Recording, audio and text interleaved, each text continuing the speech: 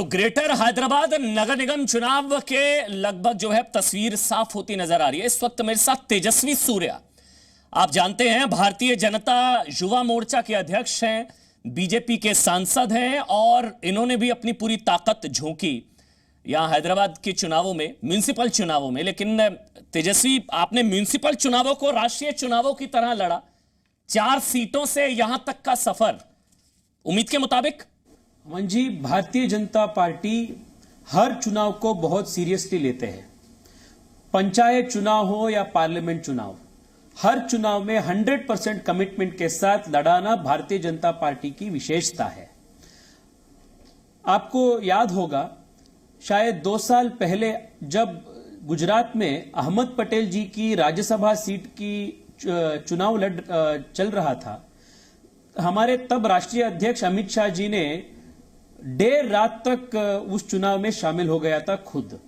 और जब वो बैंगलोर में आए थे, एक हमारा रीजनल चैनल ने एक इंटरव्यू किया था और पूछा, एक राज्यसभा सीट के लिए आप इतना लड़ाई क्यों किया?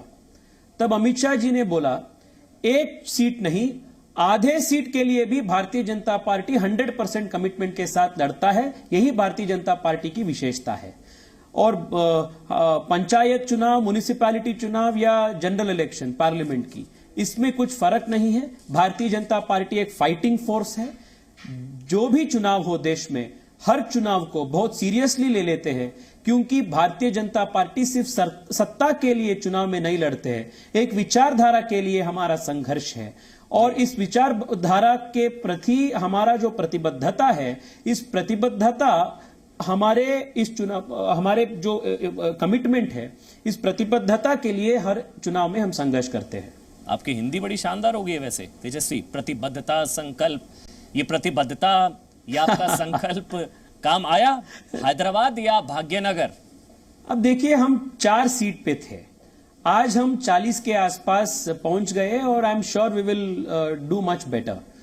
और आप ये मानना है अमन जी, ये लोकल इलेक्शंस है और इस इलेक्शंस को केंद्रीय चुनाव आयोग ने एडमिनिस्ट्रेशन नहीं करते हैं। लोकल जो प्रशासन होती है, लोकल प्रशासन का बहुत बड़ा असर और इन्फ्लुएंस ऐसे म्युनिसिपल चुनाव में बहुत ज्यादा होता है। परंतु भारतीय जनता पार्टी की जो हमारी इन्फ्लुएंस है, हमारा ग्रोथ है, वो बहुत ज्यादा हो चुका है। This is a indication of the times to come. आने वाले दिन में जब तेलंगाना की जनरल इलेक्शंस होता है असेंबली का, आप मानकर चलिए, निश्चित तौर पर भारतीय जनता पार्टी की पूर्ण बहुमत की सरकार तेलंगाना में प्रशासन करने के लिए आने वाले दिन में प्रतिष्ठापित होगा। This is certainty. सवाल का जवाब नहीं दिया आपने ही। चेंज हैदराबाद का कैंपेन भी आपने, उस पर भी बहुत आप ट्रोल हुए थे। हैदराबाद या भाग्यनगर? भाग्यनगर या गोलकोंडा हैदराबाद की पहली नाम है।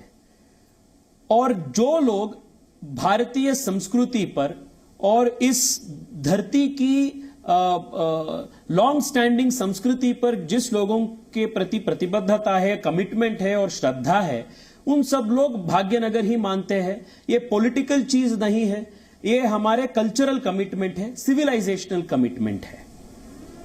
आपने एक रैली मैंने सुनी थी जिसमें आपने ओवैसी को जिन्ना का नया अवतार कहा था। हम सुबह से टीआरएस के अलग अलग नेताओं से बात कर रहे हैं, वो कह रहे हैं आप लोगों ने बहुत ही पोलराइज करने की कोशिश की। बीजेपी का जो कैंपेन रहा वो रहा कि ओल्ड हैदराबाद पर स्ट्राइक से लेकर आपने कहा था कि जिन्ना के नए अवतार ओवैसी, विकास की बात नहीं की। तो क्या वोट पोलराइज हुआ, और हुआ तो कितना फायदा हुआ? जिन्ना के नए अवतार, तो क्या जिन्ना को भी वोट दिया क्या? सर, ये पोलराइजेशन का बात नहीं है। इस चुनाव में भारतीय जनता पार्टी की मैनिफेस्टो आप देखिए, मैनिफेस्टो में भारतीय जनता पार्टी की हर विचार पर, इलेक्ट्रिसिटी हो, बेसिक इंफ्रास्ट्रक्चर हो, इस सब के प्रति हमारे जो कमिटमेंट है, हमारा विजन है, इसके प्रति हमारा बहुत स्पष्ट विचार मैनिफेस्टो में हम रखा है। और आज देश में 3 चीज, वो पंचायत चुनाव हो या पार्लियामेंट चुनाव, हर इलाके में 3 विचार को जनता ने रिजेक्ट कर चुके हैं। एक है परिवारवाद, दूसरी है करप्शन फेड गवर्नेंस, तीसरी बात है हिंदू विरोधी राजनीति। इन तीनों बातों को पूरे देश में जनता ने तिरस्कार कर चुकी है।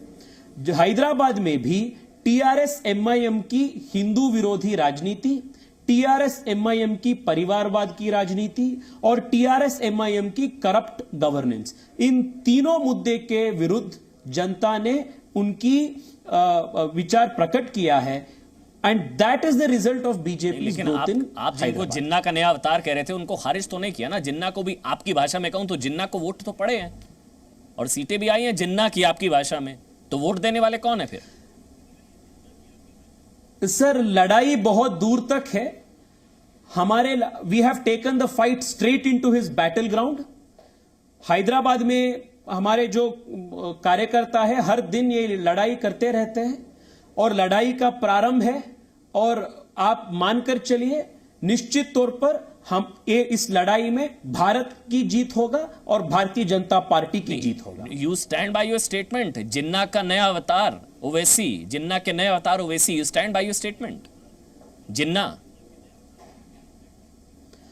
सर जो बातें जिन्ना बोलते थे उसी भाषा की प्रयोग आज ओवैसी भी करता है वही भाषा, and he speaks the same language of Jinnah, the same language of exclusivism, the same language of separatism, the same language of fanatic Islamism. Why am I wrong in calling him the modern day avatar of Jinnah? तो उनको vote देने वाले कौन? गलत क्या है इसमें? Vote देने वाले, जिन्ना को वोट देने वाले को क्या कहेंगे फिर आप? सर उनका ही फॉलोअर्स है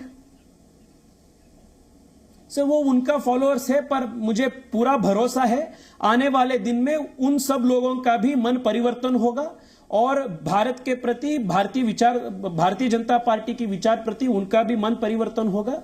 and in the coming days we will be able to win over them also. अच्छा, एक बड़ा सवाल इसमें ये भी, आपने निजाम कल्चर से मुक्ति, ये शब्द थे जेपी नड्डा के, अमित शाह के, बीजेपी के, आपके, कि हैदराबाद को निजाम कल्चर से मुक्ति।